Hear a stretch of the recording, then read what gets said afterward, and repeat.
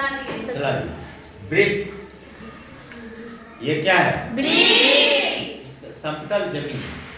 क्या है? समतल जमीन। समतल जमीन है नहीं, समतल जमीन। जी सर। ये जो घेरा है, बाहरी घेरा, इसको क्या बोलते हैं? परिधि। बाहरी घेरा को हम परिधि इसको हम परिमिति भी कर सकते हैं। जी सर।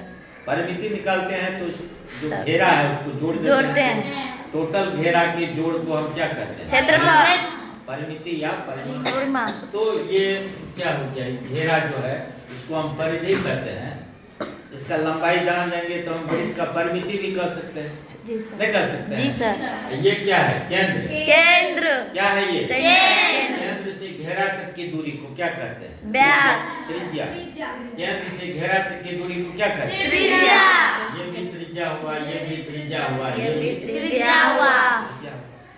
ई रेखा को देखो कि केंद्र से पास करता है, बीच से पास करता है और घेरा को, परिधि को दोनों तरफ क्या करता है? छूता है। तो इस टाइप की सीधा सीधी जो लाइन है जो बीच से होकर के जाता है, केंद्र से होकर के जाता है, परिधि को दोनों तरफ छूता है, इसको हम व्यास कहते हैं। क्या बोलते हैं? व्यास। अच्छा, व्यास। अभी ये क्या है? त्रिज्या। ये क्या है? त्रिज्या।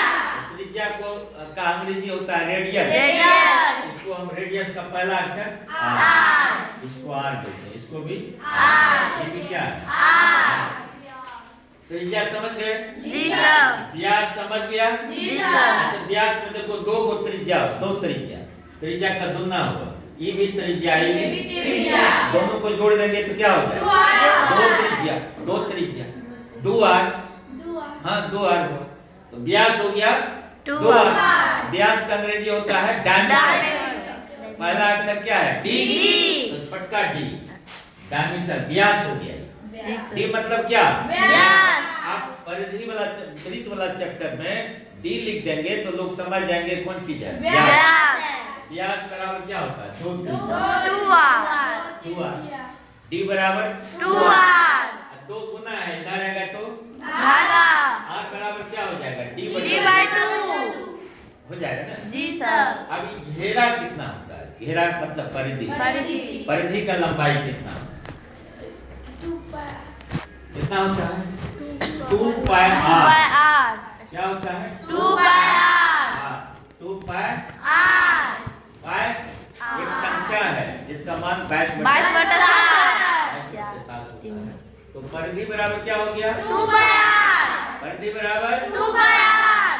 इसको हम यहाँ 2 गुना पाई गुना r। गुना में उल्टा पुल्टा हम लिख सकते हैं। इसको हम लिखते हैं पाई गुना 2r। पाई गुना 2r। पाई 2r के बदले हम क्या लिखेंगे? d। अभी देखो 2r के बदले हम क्या लिखोगे? d।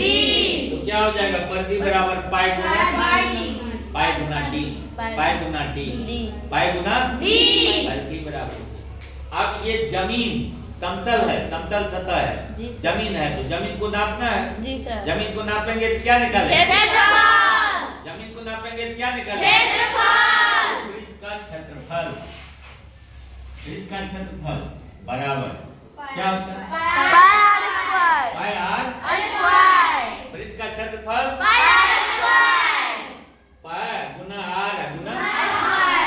r स्क्वायर को लिखोगे r गुना r गुना r को नापेंगे मीटर में, दूसरे r को भी मीटर में। मीटर गुना मीटर स्क्वायर। माने क्षेत्रफल का यूनिट हो गया मीटर स्क्वायर। मीटर स्क्वायर लिखा रहेगा तो हम समझ जाएंगे कि r क्षेत्रफल। जी सर। क्या समझ जाएंगे? क्षेत्रफल है।